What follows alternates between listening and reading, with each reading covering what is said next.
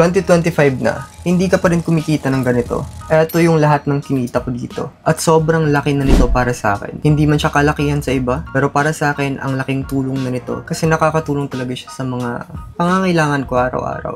Pero ikaw, magpapahuli ka ba?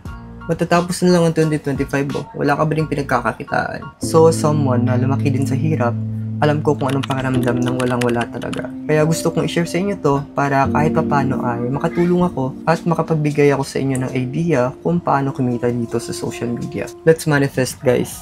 Sino dito ang gusto makapagsimula at kumita sa social media? Mag-comment kayo. Kailangan gamitin natin ang social media sa tamang paraan. Kasi dito sa social media, pwede kang kumita ng sobrang laki. Even if beginner ka pa lang, wala kang skills, wala kang masyadong knowledge about marketing, at kahit wala kang puhunan, pwede ka pa rin kumita ng big amounts dito sa social media. Actually, as of 2025, sobrang dami mong pwedeng pagkakitaan dito. Pwede ka mag-dropshipping. I know you heard about dropshipping. Familiar kayo dito? So, dropshipping is an e-commerce business model na hindi mo na kailangan mag-inventory. Hindi mo na kailangan mag-pack ng orders. No need to ship and collect payments kasi yung company or supplier na mismo ang gagawa para sa inyo. Instead, you will act as a middleman between the customer and the supplier. Dropshipping is really good, but this type of business, it is too saturated. Ang daming gumagawa, sobrang taas ng kompetisyon, and halos lahat ng mga andito is may mga experience talaga. Pwede ka din mag-digital selling or digital products. So alam ko, narinig nyo na din yan. But this one requires skills. Mataas din ang competition dito, pero kung may skills ka naman and may expertise ka when it comes sa editing, content creation, and a lot more, then you can try digital marketing. Actually, sobrang dami pa. Pero sobrang dami, ikaw na lang yung malilito kung alin ba dito yung gagawin mo. Kaya yung nangyayari, wala ka tuloy magawa, wala ka masubukan kasi nalilito ka. Kaya focus is very important. And you have to choose one. Isa na feeling mo kaya mong gawin, which is eto yung ginawa ko. Affiliate marketing. So wag kayong mag-alala. I'll explain what affiliate marketing means and how it works in the simplest way possible. So dito, you don't need a laptop. All you need to have is this, your smartphone. That's it. And of course, internet connection. So sa panahon ngayon, we need to be practical. Kung may cellphone ka, aside from communication, gamitin natin ang mga cellphone natin to earn money. Because you can earn even millions just using your cellphone. Ako, nagmamanifest din ako na ganun eh. Pero malay mo, diba? Hindi masamang maharap. So sobrang sikat ng affiliate marketing ngayon. Yung mga nanonood ngayon, kayo na lang ata yung walang alam sa affiliate marketing eh. Halos lahat ng kabataan ngayon, mostly mga kabataan, they know how affiliate marketing works. Wala na, nauunahan na tayo. So eto na. Sasabihin ko sa inyo kung ano-ano yung mga websites or applications na pwede nyong gamitin para makapagsimula kayo as affiliate. So first, pinakasikat ngayon, eto, this app. I'll not mention the name kasi parang bawal. But you know this, right? Everyone is using it. O wag mo sabihin ikaw, wala ka nito. Hay nako, tao ka pa ba? Pero eto, this is the number one right now. So sa ngayon, mostly sa mga kabataan, dito sila nag-a-affiliate. So if you heard someone saying, check nyo lang dyan si Yellow Basket or about Yellow Basket stuff, that's affiliate marketing. Pag bibili ka sa basket nila, automatic, magkakaroon sila ng commission. Every product na bibilin mo. So actually, sinubukan ko din siya. And I think legit naman talaga. So in 1 month of being an affiliate dito, eto yung kinita ko. So yan, not bad diba? Take note, hindi pa ako consistent and hindi ako masyadong nagpo-post. Hindi na masama diba? It means legit talagang affiliate dito sa app na to. But, merong but. Unfortunately, dito, merong requirements, which is, you need to have at least 600 followers, okay? Para maging qualified ka as affiliate. Kailangan mo magkaroon ng 600 followers para makapagsimula ka dito. So yun, not to discourage you but if you think 600 followers is madali lang makuha, nagkakamali ka. Sobrang hirap magkaroon ng 600 followers, lalo na kung hindi ka naman sikat.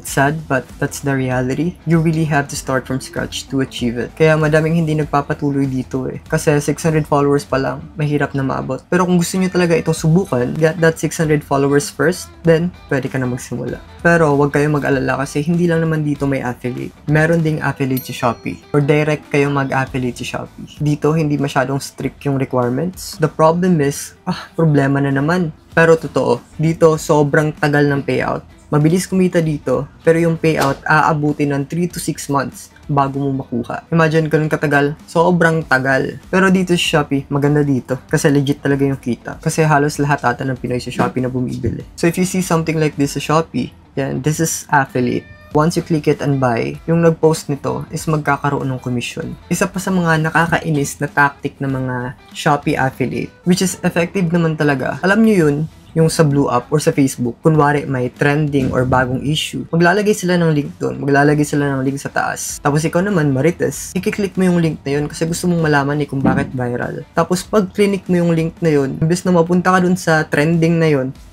pupunta ka sa Shopee. Lala, nakaka-high blood. Ganun pala yung mga techniques nila kung bakit ang laki ng kinikita ng ibang affiliate sa Shopee. Kumikita kasi sila per click.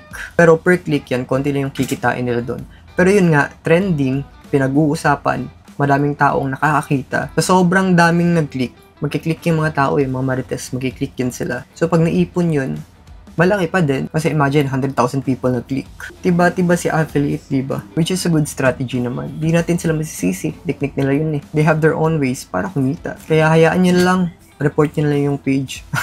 Sure lang. Pero ako, yun, di ko sinubukan ang Shopee affiliate. Sobrang tagal ng payout. Aabutin ka pa ng siyam-siyam para makuha yung commission mo. That's too long. Okay, sobrang tagal talaga. So now, if you want to know kung ano yung website na ginagamit ko for affiliate marketing, don't worry, I'll show you. So, ito yung overall na kinita ko dito. Since from the start hindi ngayon. Ito yung kinita ko dito, lahat na, nung nagsisimula pa lang ako. So, sa mga Marites dyan, baka sabihin nyo, ala, dami niyang pera. Uy, nagastos ko na yan. I am just showing you this to show you how much I've earned. Wala nga naman, magtuturo ako sa inyo on how to do affiliate, pero hindi pala ako kumikita. Sinong niloloko mo? If you wanted to share something, make sure na ginagawa mo siya talaga. Show them proof na it's working, na ikaw mismo kumikita din dito. Ganun dapat. Okay? So, affiliate is very easy, guys. Don't be confused. So, ang number 1 na gagawin mo dito sa pag-affiliate is ang mag-promote ng product. Mag-promote magbenta, pareha lang yun. Pwede products ng iba, pwede din sarili mong products kung may business ka. Pero since mostly sa atin ay wala namang business, walang mga products, so ang gagawin natin is ang magbenta or ang mag-promote ng product ng iba. So ako, yung mga products na binibenta ko is from Shopee. Okay, so kinakopy ko lang yung link, tapos nag-generate ako ng bagong link, tapos yung link na na-generate na yun yung ipopost ko. So this is how you do it. Pupunta ka lang sa Shopee. So just like what I've said, Shopee yung sikat at malakas dito sa Pinas. Halos lahat sa Shopee talaga bumibili. So punta ka lang sa Shopee, maghanap ka lang ng products na gusto mong ibenta, tapos ika-copy or kukunin mo yung link ng product na gusto mong i-promote or ibenta. Ganun lang kadali. Okay? But wait, meron pa. Pagkatapos mo kunin yung link ng product na gusto mong ibenta, so pupunta tayo dito. Ito yung website or application na ginagamit ko sa pag-affiliate. Dito natin ilalagay yung link na kinuha natin sa Shopee. So pag na-paste mo na dito, click mo lang itong generate, and then may lalabas dito na bagong link. Eto na yung magiging final link mo. Eto yung link na gagamitin mo once na magpo-promote ka na ng products. So take note, once you use this link, tapos may nag-click sa link mo na to, at may bumili, automatically magkakaroon ka ng commission once na successful yung orders nila. So dito makikita nyo yung total clicks. Ito yung total ng mga pumasok sa link nyo. So dito sa akin may 9,100 katao na nag-click sa link ko. Meron namang 1,200 na orders. Then dito naman sa baba, makikita natin yung commission ko, which is 13,166 pesos. So, ganun lang siya simple. Ganun siya kadaling intindihin. Ang ganda ng app na to, diba? Kasi makikita mo talaga lahat. Actually, sobrang dali niyang gamitin, kaya this is my favorite. So, ito yung app na yun. Yan. Eco Mobi Pasio. If you want to know how to register, how to make an account, hanapin nyo na lang yung mga videos ko about this na nasa YouTube channel ko. Actually, madami akong videos about this channel ko. Tinuturo ko talaga to ng paulit-ulit nang kahit pa paano ay makatulong naman ako sa inyo. So this video is not sponsored and then wala din akong pake sa mga admins ng app na to. Ang importante lang is ang kumita.